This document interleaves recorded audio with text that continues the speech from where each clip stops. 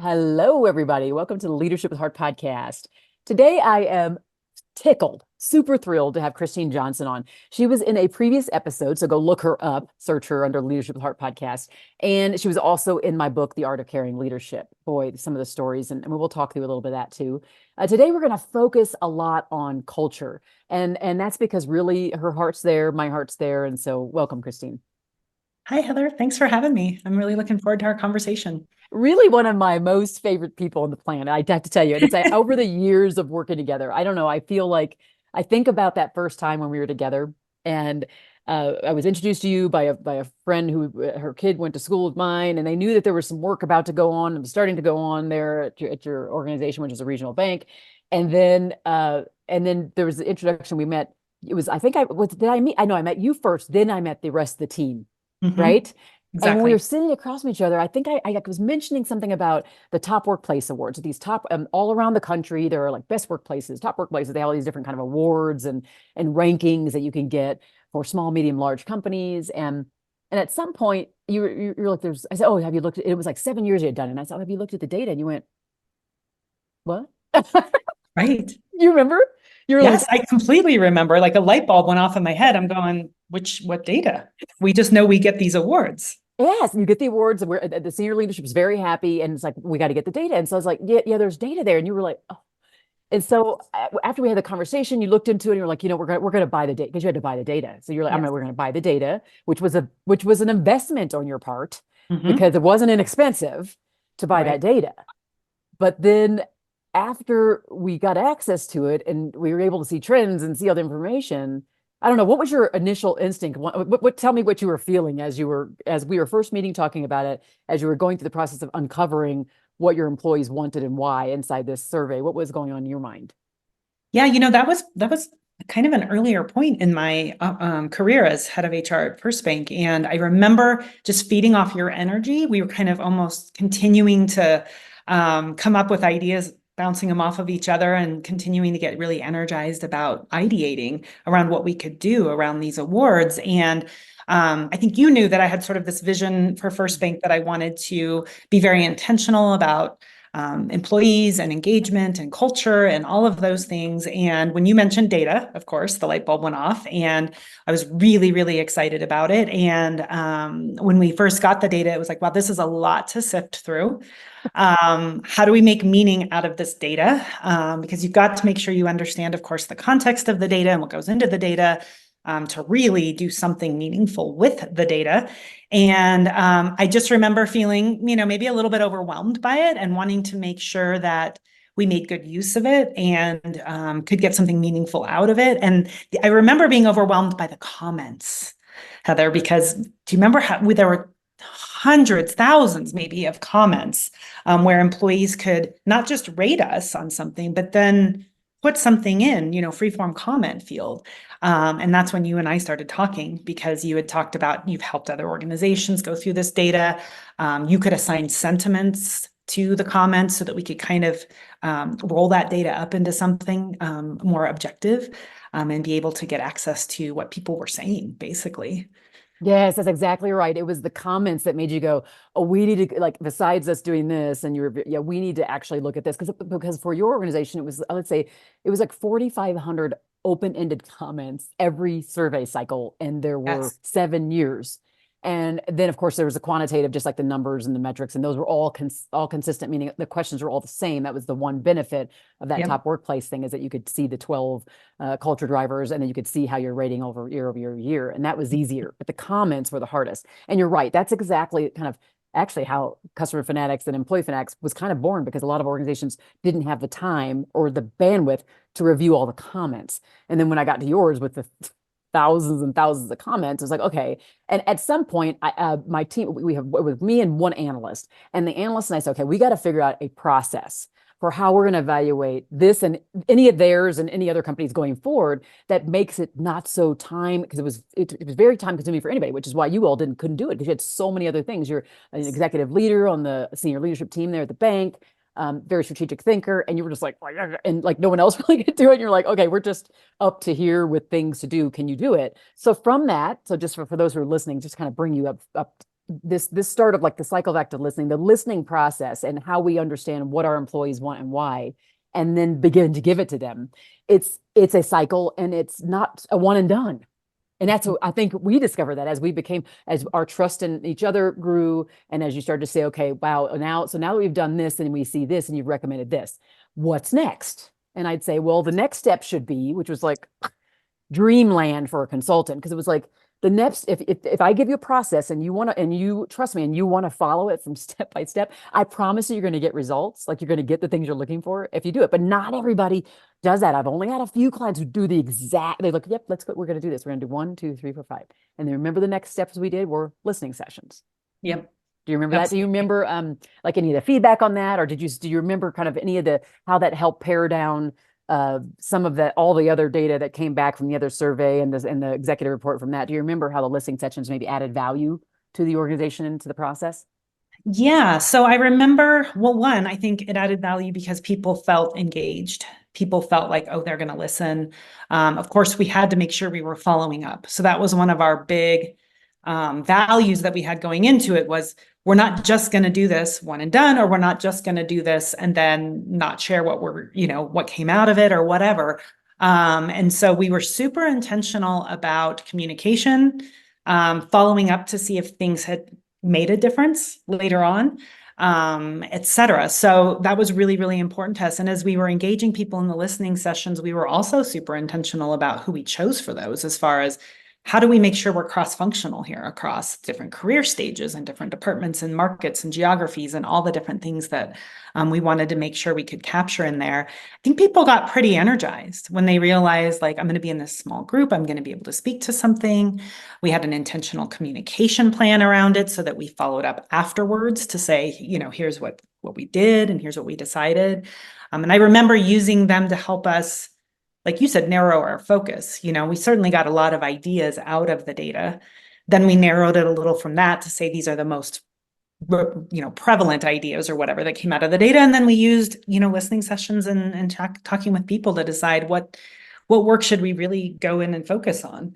What would people really appreciate? So I love that. And I love the thoughtfulness. And because nothing was like super fast. Like there was thoughtfulness that you did behind the scenes without me. And then you would bring me in. We were like, now we need to talk to Heather and make sure she's, and so we kind of kept going back like that, which to me felt like a true partnership. You knew that you were inside and very intelligent, strategic. So you knew like who to go to, what not to say, who not to move forward, when to stop, when to pause. And so you were kind of managing that portion of it. And you would just tell me green light, yellow light, green light. And then we would continue to kind of move forward in the process. And so we did the listening sessions. And of course, there were there was lots of ideas that came out of those sessions. And again, we helped categorize, synthesize, and say, here are the things from those that you want to focus on again. And so some things that came out of that, you talked about the employee engagement committee, which is another way to say a culture team. We bring people together. And how did you select people for that employee engagement committee, the committee that kind of came out of some of this listening work? Yeah, the engagement committee was a big one that came out of this work. And we really wanted to have that ongoing group that would meet. I think they were meeting quarterly after we got it all set up. But when we were selecting people for that, we really wanted individuals who were on the ground. So we wanted individuals, the teller at the teller line, the individual in the call center, who are the people who are closest to our customers, because we did want to make sure that we were talking to individuals who had a lot of contact with customers. We wanted to make sure we reached, all different backgrounds in our employee base, different career stages. So everyone from, like I said, the teller on up through more senior leadership or management level individuals. We were careful about who we selected in senior management or leadership because we wanted to make sure there were individuals who would listen more than talk, because we wanted the employees to feel like they could talk more. But we also wanted to make sure we had all these different perspectives in the group. So, technology was at the table, project management was at the table, the markets at the retail side. And so, yeah, we went and made sure we had a true cross-functional group in that employee engagement committee. And we were really thoughtful about selecting who would lead that group too, because we knew we needed a strong facilitator to make sure that all the voices on that committee then were heard and that people were speaking up and it wasn't just a couple of strong voices that kept speaking up.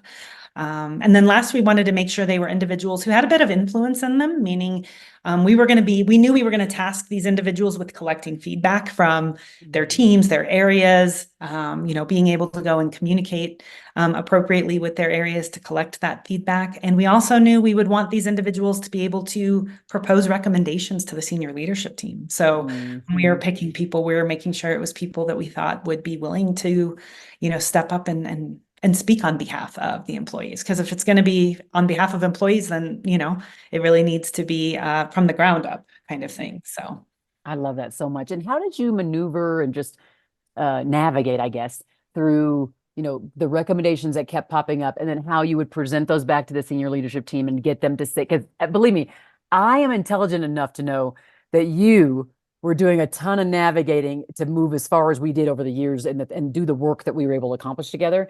And, Yep. and without you saying it to me, I was aware there was the inner workings of what's happening from an organizational perspective. So, was there a particular like success tool or something that you found that worked really well for you to get the rest of the executive leaders to buy into all the efforts? We just continue to kind of add on, and add on.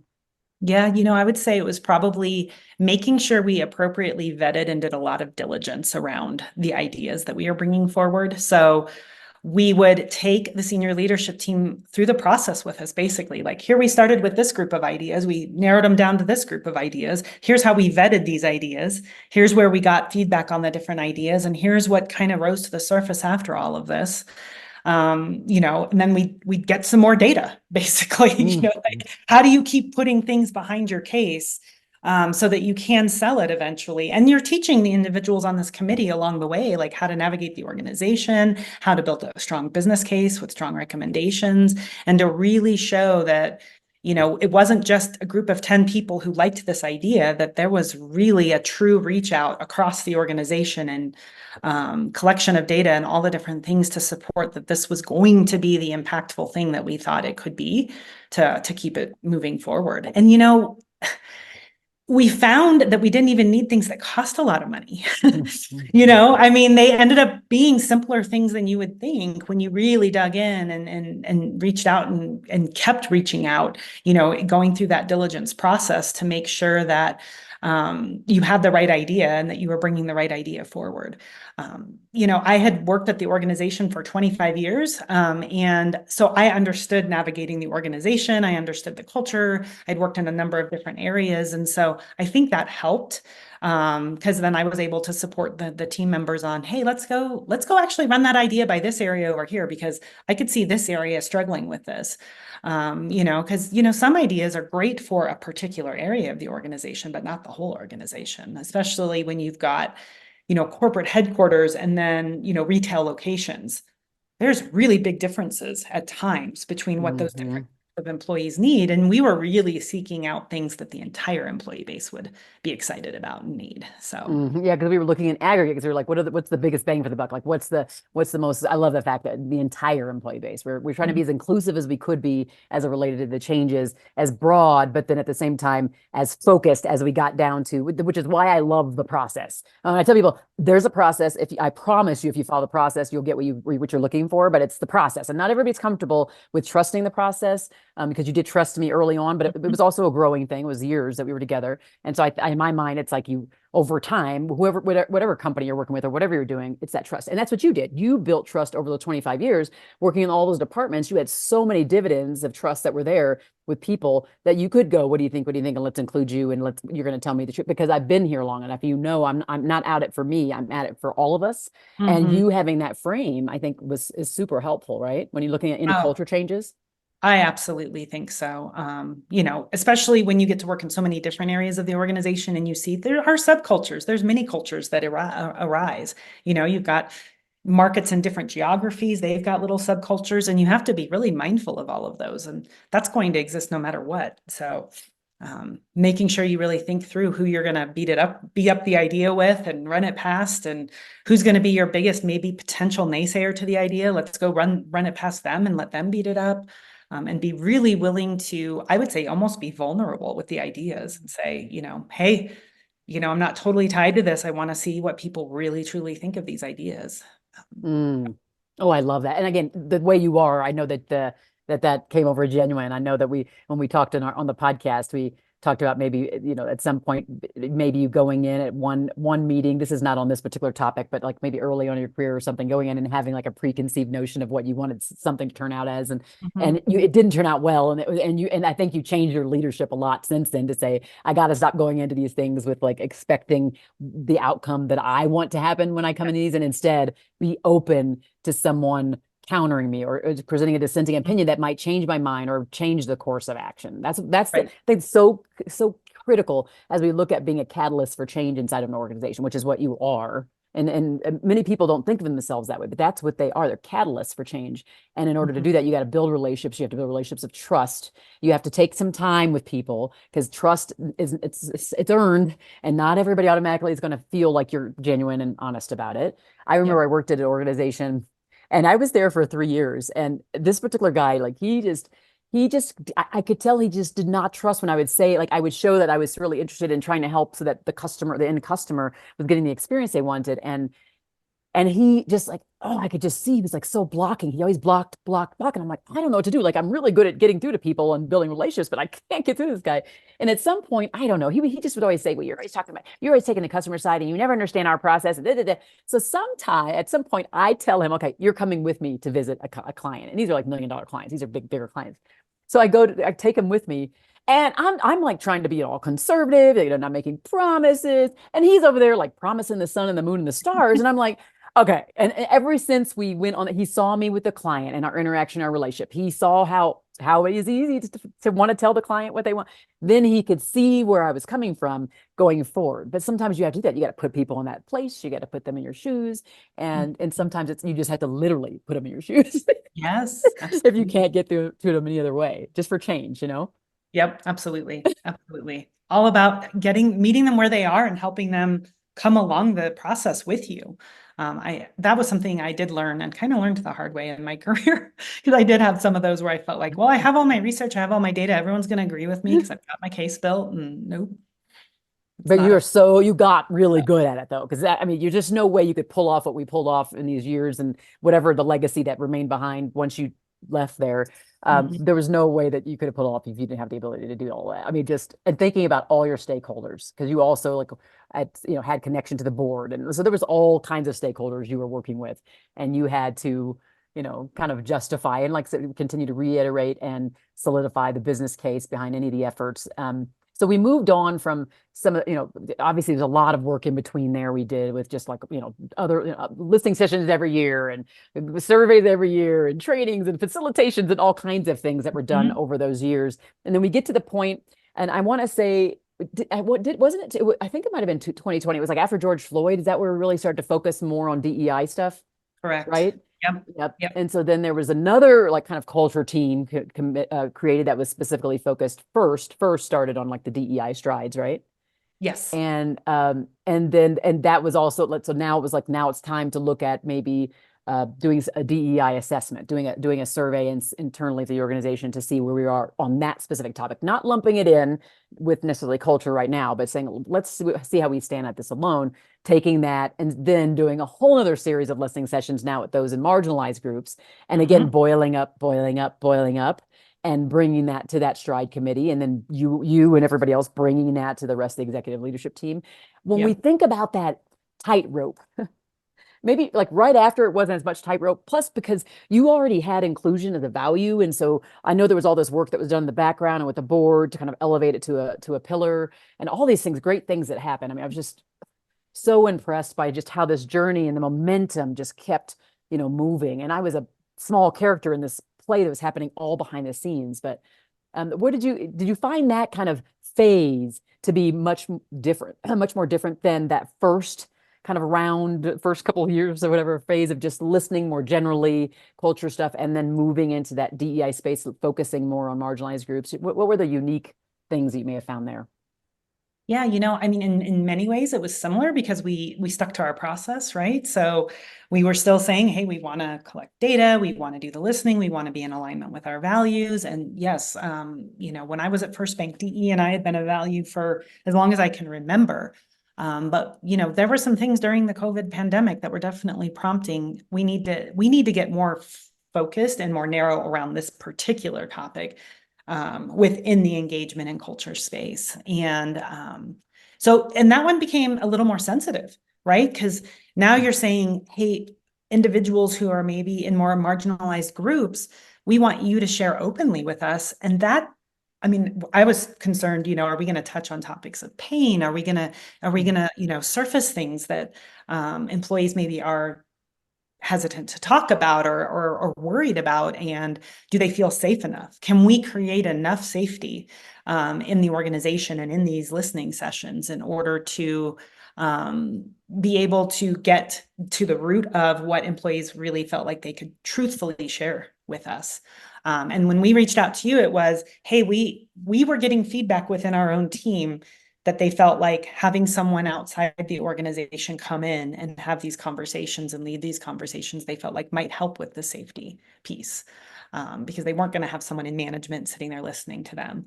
And so that's when I remember reaching out to you and saying, hey, we think we need to do this. And we are really sensitive to creating a strong sense of safety in these listening sessions. And so let's talk about how we can structure these so that we set them up for the greatest success. Yep. And we were very methodical and thoughtful about how Mhm. all that rolled out. And it's just step by step by step. And like I said, I think it's like through this journey, now we're building strong relationship, you and I. It's me and members of your team. It's me and the CEO. It just started to get deeper and deeper, and everybody's eyes were on it. And again, what I loved about it is more and more people started to take it over, and I wasn't present, which to me is like the exact thing I want to get to, where you had people were chairs, these other things were forming, this other thing was happening. It was like the momentum just took over, and everybody was just coming together under this concept, and Yes. then deciding to take it real big by making it one of the pillars for the organization. I For thought, well, strategic that is planning. Yeah. big. Yeah, exactly. Yeah. So is it just that all of that was an exciting journey, and to have that trust. If you had to do it over again, like, would you do anything different in that process of just increasing, trust, engagement, buy-in from the team members to really improve the cultures, or something you would do differently? That is a great question. I always think whenever I look back on anything, I always think we always have more opportunities to communicate and communicate maybe a little better.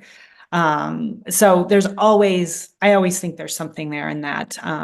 We have a tendency, I think, in organizations to think, oh, they already know that, we don't need to communicate it, or they're inundated with communication, so we don't need to go through and put together another communication around this. We'll just let the managers to communicate it or whatever.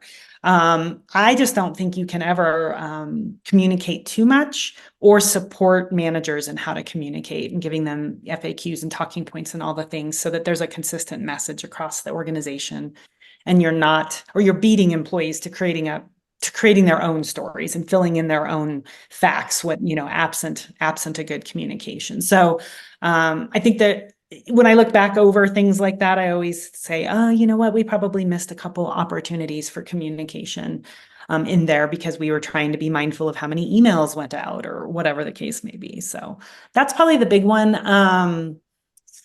Let's see. We were always trying to bring people forward and put them in front of senior leadership. I think you always have to be really thoughtful about how you do that, and how, you don't want senior leadership to feel like they have to just say yes to everything because you've got an employee representative bringing the idea forward, but you also want them to feel like they're supported and it's not an intimidating experience. So I always look back and think there's probably other ways we could have prepped that. And kind of maybe gotten everyone coached up to handle those situations well. So even though I think in our organization, when I was there, I always felt like people were really considerate and thoughtful about each other. But you As can always most do of you have been more. working together for so long, you kind of trust just happens over time, right? It's just not it's not Yes. a one and done. So I think that's a big part of it. And But I do like that idea. Closing the loop is a huge part of the psychoactive listening. I try to embed listening points and communication points throughout the process.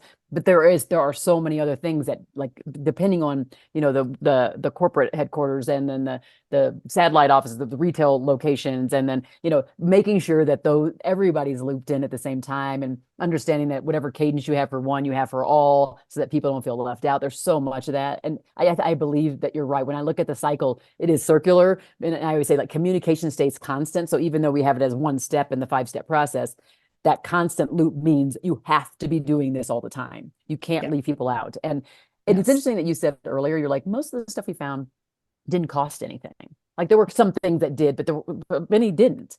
And as you think about it, I think so much of this feeling heard, feeling included, feeling like my voice matters, feeling like I have a purpose, feeling like I'm contributing to something bigger. And when I'm there, the ideas I give don't always amount to money, because it has so much to do with these foundational desires that we have as just humans, right? We just want to be seen and heard. We want to be valued and included. We want people to see me, not just me as a number of what I do, but what can I bring from, like, my whole person self, right? And I think it's critical. And I felt like we were able to begin to live that out there, like show it. It became to kind of rise to the surface over time, and people would just start taking ownership. And I was like, wow, like, she's leading that now. Like, you go do that, It's like, it's so fun. At first, it's like, when you first start off, like in my role, when I first start off, it's a little bit of okay, so, like, here's the next step. Okay, so nope, not there yet. Let's stay here. So it's a little bit of handholding. That's just the way it is in the beginning, because it's a new it's a process that no one's really thought about in an aggregate or encapsulated way.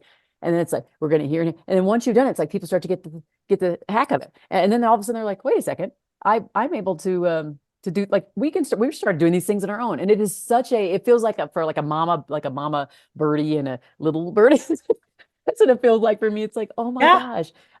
It's not everybody there's super intelligent. It's not like they needed my intelligence. It's this idea of, like, let's focus on let me show you what the right things to focus on when. And when you get your knack for focusing on the right things and when, then it becomes a habit in you and in your organization. You become an organization that knows how to listen the right way and do all the actions and all the follow-ups and the closing the loop as an organization. And to me, that's when it's very exciting, when I see it just take hold all by itself, by itself.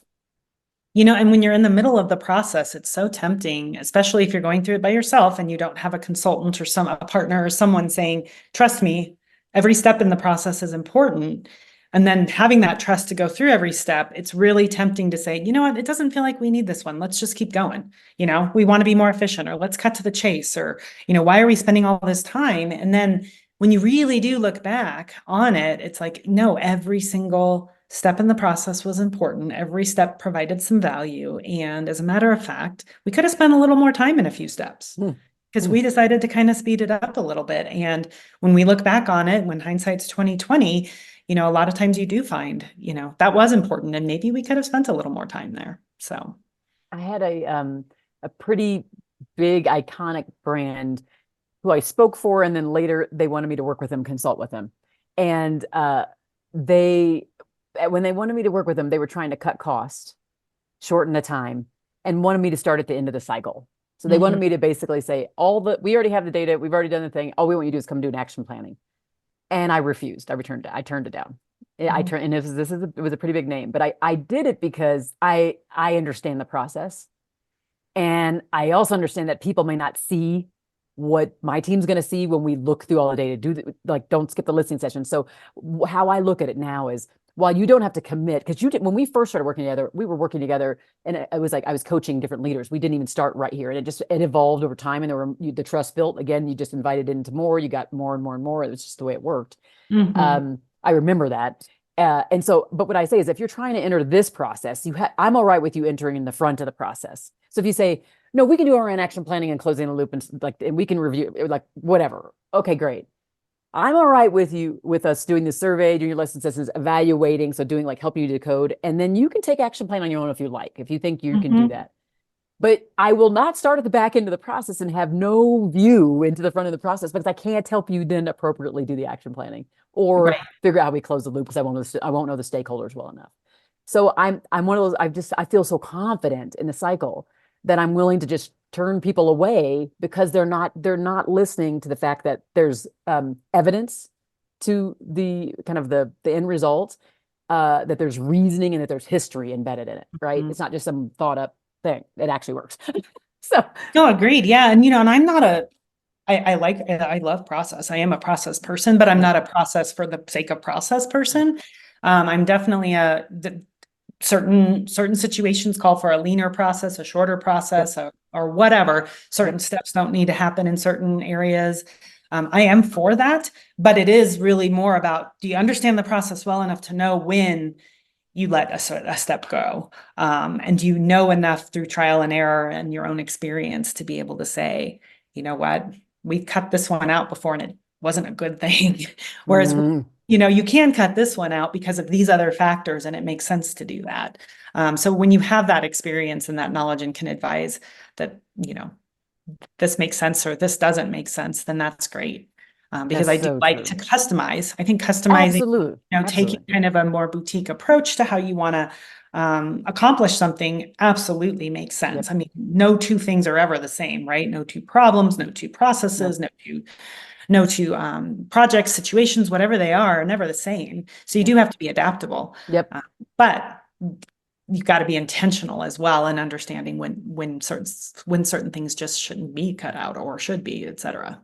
Exactly. And I think that was the key. And you're exactly right. It's like, not if I knew they didn't have the experience to know what they shouldn't and shouldn't cut out, shouldn't cut out. I just couldn't trust it. And Mhm. because I couldn't trust it, I couldn't take it on. Right. Well, and I hear it, maybe you didn't feel like you could deliver the value Mm-mm.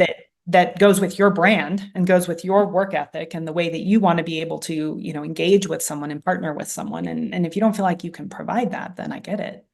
Yeah. You gotta back out, gotta call it quits. Mhm. Um, one of the things I was thinking about is, like, if I early on I started this journey with customer fanatics, which was like looking at employee and customer experience. And I am curious to know, and I moved to employee fanatics, focusing more on the employee, still knowing that there's impact from the leader and the employee side onto the customer.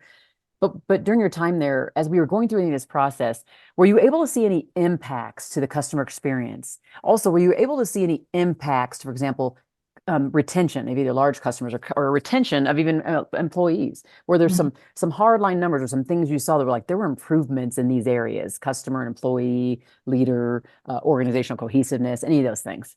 Okay. Well, I'm reaching back into the archives of my memory a little. Here's what I remember. We were tracking very particular things, like we were tracking retention. We were tracking promotions, development paths, those types of things. Because some of the things we were doing were around the lines of career development and coaching and that type of thing that people were asking for. Like, hey, help us understand more how to navigate the organization from a career perspective. We can do that. That doesn't cost us a lot of money. We can absolutely do that. And I love that employees are asking for that because we want them to Yes. stay with us. It aligns with our values, aligns with our culture. So we were looking at things like that. And we were seeing good movements in those numbers. And we were also being healthy skeptics too of those numbers. Like, are there other factors in contributing, right, to why maybe a retention number is improving, or we're seeing better promotion numbers, or whatever the case may be, internal promotions rather than needing to hire externally. Let's keep an eye on it for multiple years, because in my mind, we needed a trend, not just in 1 year things got better. Yeah, You got to really totally. watch some trends there. So we saw some good movement in those numbers. We also, one of the big ones we were tracking is the Top Workplaces Award. We had a track record for a couple of years in a row of achieving that award, and we wanted to continue to do that. It was something that we were promoting in our employer brand, so we were continuing to watch how the numbers on the survey, now that we were getting the data, and with your help reviewing all of that data, we were looking at, are the numbers moving in the areas of the survey in the right direction, in alignment with the things that we're working on, because Mhm. there would be certain areas of the survey data that we would expect to see movement in those numbers. So we were definitely tracking that. And I recall us seeing some good movement in those numbers. Now, there could be other macro things that explained why Yeah. those numbers were changing and contributing to that. But I do still think you could say part of it was, the efforts that we were making at that time. And, if the trends continued, I think you could definitely point to it at that point. Absolutely. We had, or the other day, well, it wasn't the other day, it was probably like 2 months ago. I saw that the CEO of your bank, so Jim, saw him Mhm. post something was posted on LinkedIn related to, I think it was either him or the organization got some kind of a DEI Yes, I recognition did. thing. I can't remember what it was. And so then he shared it out, and I just commented saying, "Oh my gosh, so so well deserved for an organization is just really great and focused." And then he commented, which was so sweet. He's like, "You were a big part of that too. You were part of the team that made it happen." And I thought, oh, Exactly. I know. it And just feels again, I mean, good. that was work that started years ago, It but really was. it's the fruit, is still being born of that work. Because you got to put it in place, and it's a multi-year commitment. Um, Mm. and really it's an ongoing commitment if you really want to stay devoted to the culture work and the employee listening work. It's ongoing. It never ends. Just like Hmm. leadership's a journey and never ends. That culture work never ends because you've got to care and feed it. That's that's what it's all about, care and feeding, right? You're care and feeding your employees, you're caring and feeding your organization, the culture, the way that you operate with your norms and your behaviors and your values and all of those things. So I think about as we wrap up, I'm thinking about the when we talk about being a change catalyst or looking to create positive culture change. And often what happens is we're looking for a quick fix. And here's what I would say is my last little 2 cents for those who are listening in and trying to contemplate how they're going to go about any kind of culture initiatives. And that would be to look for low-hanging fruit that are like short-term goals that you can look at 3, 6, 9, like that kind of months in the first year. Then, but understand that big shifts won't happen until 2 or 3 or 4 years later if you do what Christine's saying, which is have the long view with it and know that you're not ever going to end the process. And everybody in the organization has to be committed and bought in, particularly at the executive level, bought into the fact that this is not a 2 year initiative. That is maybe some action or a portion of it is a 2 year initiative, but that right. culture change, improvements, engagements, and loyalty, retention, all these things are the long view. But look for short wins, look for the short term wins, the low hanging fruit. So you can show evidence and signs for those who need to have that evidence right away. And then track like crazy people. Find the things like Christine was saying, the things you're watching for, you're going to track over the years to point to the fact that, look, the investment we made of whatever, time, resources, people, whatever it was, is going to, it's actually showing itself in a real positive way now. And you Mhm. want to be data focused as much as you can. That's how you can kind of show me the pudding, like give them the evidence of the work you're doing. Any Yes. last words for you from you, Christine, on this topic? Yep. No, I love your comment about the long view. The work is never done. Be intentional, be thoughtful, be strategic, and continue to change up the people involved in the entire thing because new voices always bring new ideas. And that's one thing I appreciated about FirstBank, is they were always looking for new ways to bring new leaders into new areas because it gave a fresh set of eyes, it gave a fresh perspective. And so a lot of benefit, I think, comes from a fresh set of eyes and new voices on something. So Ah, I knew this was going to be a rich conversation, Christine. I knew it. Thank you for agreeing I to always be have on fun here with chatting with me. you, Heather. Oh, so much goodness Love here. it. And I know this will not be the last time we'll be together in some way, shape, or form in this regard. For those who are listening, hopefully you found the conversation valuable and that you can put it to use. There's so many good things and tactical, practical tips that we put in here. It's embedded. So you may have to listen to it a couple times as a little playbook for you on culture change and how you go about it. And obviously, if you need any help, reach out. You know exactly how to get a hold of me. But it's been great to have you with me, Christine, and all of you listening. Thank you again for joining me this entire year, 2023. Thanks for listening to the Leadership with Heart podcast. Be well.